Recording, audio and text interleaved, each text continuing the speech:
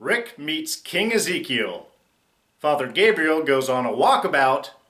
And what do you get when you cross two sedans, a length of steel cable, and a herd of walkers? Zombie Scythe!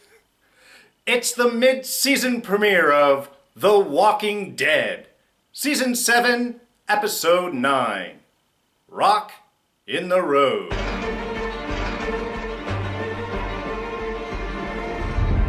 Hey everyone, D here, and welcome to this week's review of The Walking Dead. So, there are spoilers ahead. You have been warned.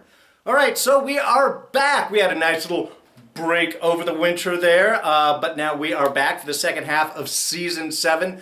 Very excited with the storylines they've got lined up ahead of us. Now, I have to say, I'm not sure how much of this back half of the season is going to be the rise up.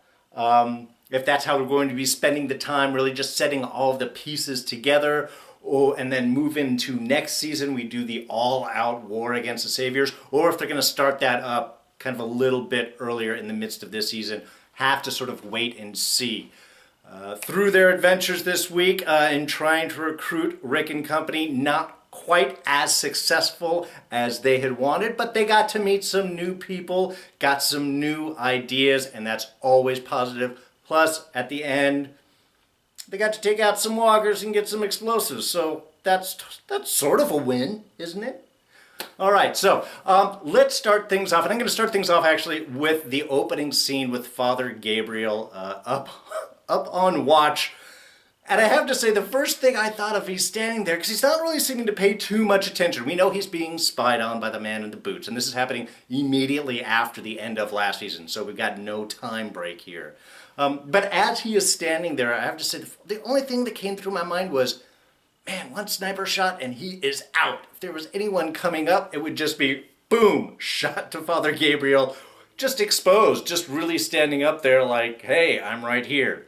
Anyway, that was my first thought. Now, when he did sort of seemingly flip out, because he was very calm, and then once he started collecting the food, seemed quite frantic about everything, my thought actually was not that he was doing a betrayal. I think the old Father Gabriel is gone, as Rick had mentioned to Rosita at the end when they're having their little back and forth.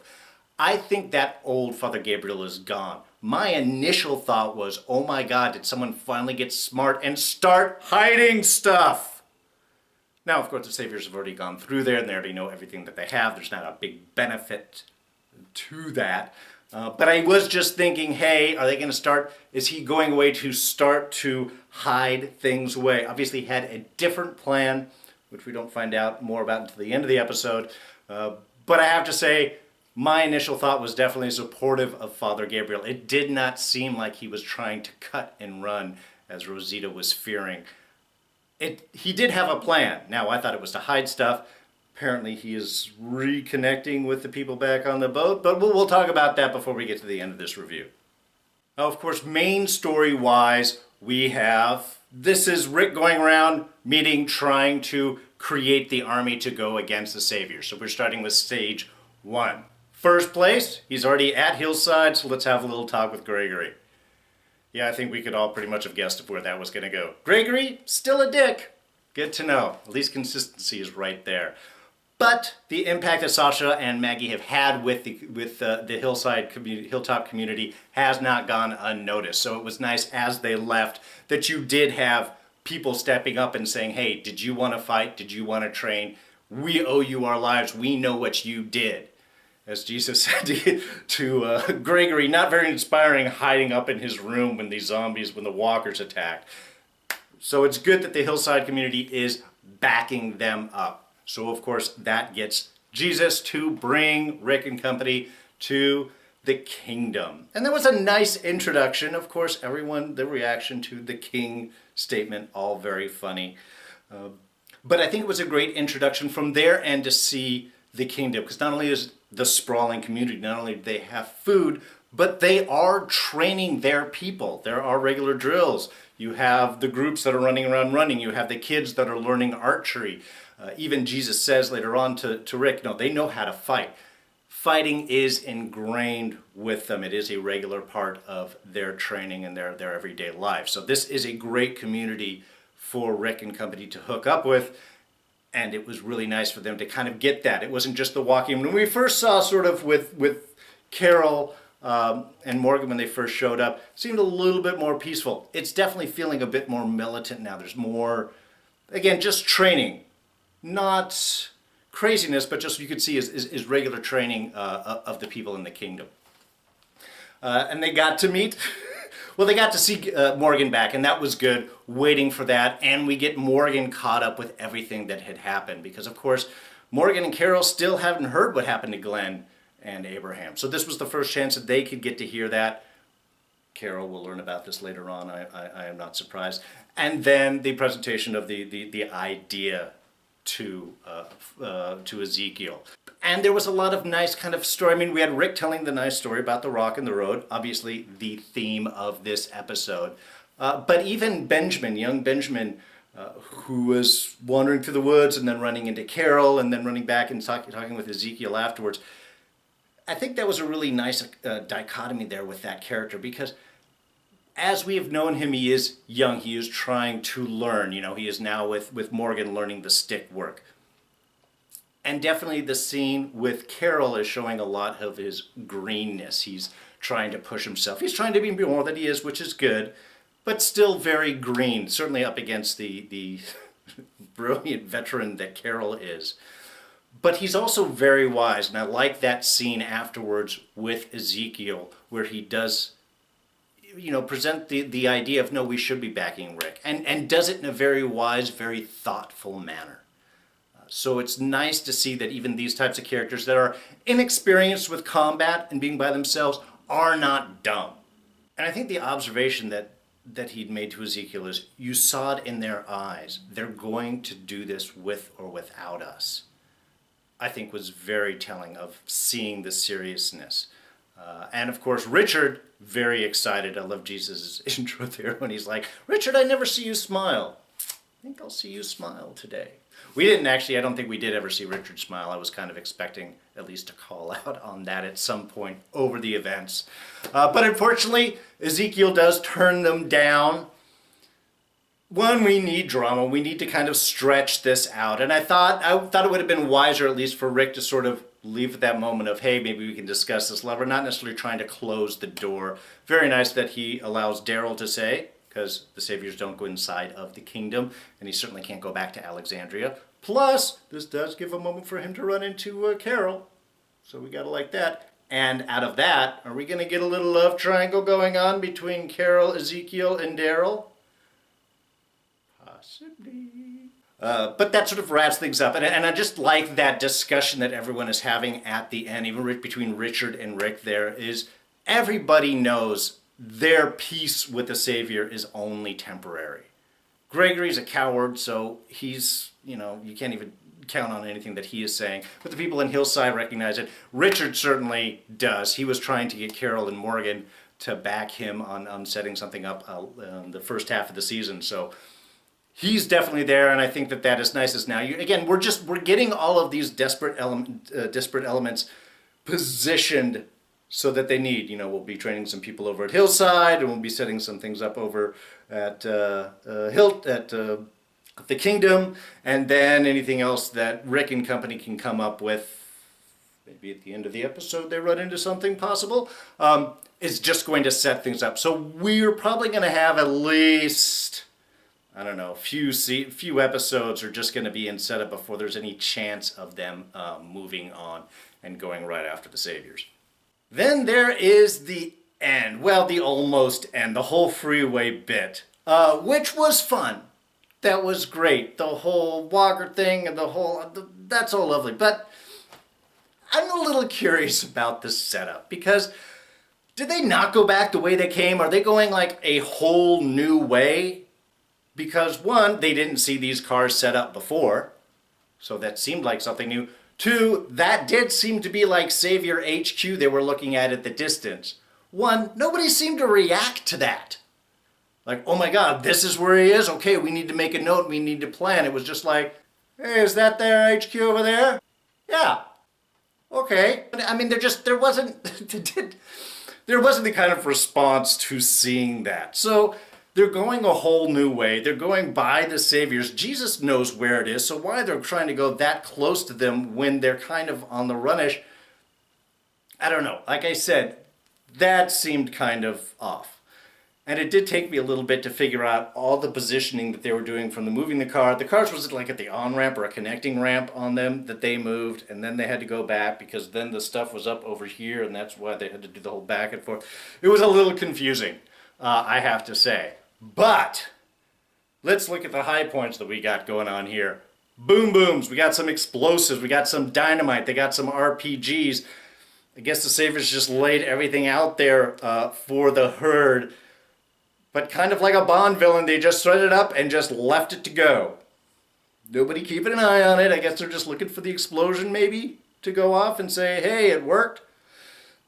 But thought they would at least left one person there to keep an eye on things. But I did like the fact that there was none of that secondary explosive, trippy, wiry thing going on that you usually see with explosives. Usually there's a timer, it's set up, but they've got to do it this because there's a dead wire and it might blow up, which is way too complicated for anybody to try and set up for a normal circumstance, especially for walkers coming. You don't have bomb disposal walkers. They're all bomb disposal. They blow up and dispose of the bomb with their bodies. So I have to say, I did like that. That was one moment I kind of just sat and cheered, went, yay, thank you, there's no secondary thing, they just removed the battery and then they just got to be careful. Okay, that makes sense. But the big scene, the big moment, of course, was the giant two-car zombie scythe cutting out the freeway. Totally over the top, totally ridiculous, and completely awesome. And that was great. These are the fun things that we like to see. It was just, that's it. That's all I gotta say. It was fun. I thought they maybe could have drawn a little bit further out, reduced the amount of walkers that were over by the truck, kind of clear that a little bit. They seemed to just stop right there and then let the whole mass come. And I did like them building tension with the walkers. But they moved very slowly, so they should have had plenty of time. It certainly shouldn't overcome them and surprise them. There's no sprint at the end for the walkers. But all of that aside, it was still fun, was still cheering, and it was still great to see those two cars just mowing those walkers down. That was beautiful. But in the end, they managed to get back just in time, literally just in time. Thank you, coincidence gods. Moments before the Saviors show up, who proceed to just be the regular dicks. And why you gotta always make a mess, guys? I know you're making a statement. And then you gotta threaten Carl again, bring the whole axe thing up. They always manage to just put that extra douchebag level on top of things. Every time. But then we had the questions of what happened with Father Gabriel and the pursuit out after him, which is where we end up leaving. He has gone back to the boat where Aaron and Rick had gotten their supplies, maybe bringing things back, maybe making a trade, making things kind of even, as that was his attempt right there. We won't know until next week, but whatever it is, it certainly seemed to put a smile on Rick's face. Is it because he saw Father Gabriel there and thus know that he's probably in good shape? Was it just that he saw a whole bunch of new people with a lot of weapons and rifles and guns and pistols and things that can help against the Saviors? I'm guessing it was more like he might have seen Father Gabriel and that been all right. But my thought when I saw that was he's smiling because he sees an opportunity here to help them and everyone else. So that put a smile on my face. All right, just a couple little things. One, Rick meeting Shiva. That was awesome. They're all crowded in the back there, which you would be with a tiger. I would. And just Jesus like, oh yeah, I forgot to mention that. Yeah. Anyway, just nice to see that there is still something that can step Rick back. It's good to see. Rosita's definitely feeling no love with Sasha there. She doesn't want to be girlfriend. She doesn't want to chat. They slept with the same guy. That doesn't make them friends, apparently. Jerry. I need more Jerry in my life. I think we all need more Jerry in our lives. As much of him as we can get, I'm going to be very excited. Negan on the radio talking about Fat Joy. That was funny. Still keeps the saviors around. I like that. However, it took you 2 days to check up on Daryl? I'm only saying this because, again, we started off pretty much where we were, and that was at night. So it was the next morning that they had the talk with Gregory. Then they went to the kingdom. Then they spent the night. And then next day was when they ran on the road, and they heard all that over the radio. So that means for 2 days, I understand taking a day to really think about Fat Joy. But for 2 days, nobody checked on Daryl? Really? I find that difficult to believe. All right, so I think that's going to wrap things up for this week. Great start for the mid-season, setting up all of our pieces. Moving forward, we're going to be recruiting new people for the fight against Negan, and of course, avoiding the Saviors and their trouble as much as possible. Think they're going to discover pretty quickly that something went wrong over with all of the explosives and the herd. Maybe. Certainly not enough explosions, and there's a whole bunch of halved walkers there, so that's going to be some evidence of something. So we'll have to see how they react to that. Are they going to blame the Alexandrians or think that it might be someone else? Have to wait and see. Don't know how long we're just going to be doing build-up. I hope we get to the big war soon, but you know how things go. This could stretch out. So we're going to have to sort of wait and see. So if you did enjoy this review, I would appreciate a like. That's always really nice. Thoughts, ideas, comments, what are you expecting in this half of the season? Throw those down in the comment section below. You can always catch me at Twitter and Instagram. I'm at Darren Jakes. And I just want to throw out a big thanks to everyone. I've just passed 200 subscribers on my YouTube channel. I do this just for you and because it's fun, so that more of you are coming to see. It warms my heart. Thank you so much. I hope to keep giving you some great material and, fun stuff to watch. And if you don't want to miss any of that, you know what you can do? You can hit the subscribe button. It is right here, a little picture of my face. And I will throw up the latest review of Black Sails right here. It is also on Sunday nights. It is awesome. You should check it out. It's the last season. Anyway, I'm going to say goodbye. I am D, and I'm out of here. I'll catch you guys next time. Bye-bye.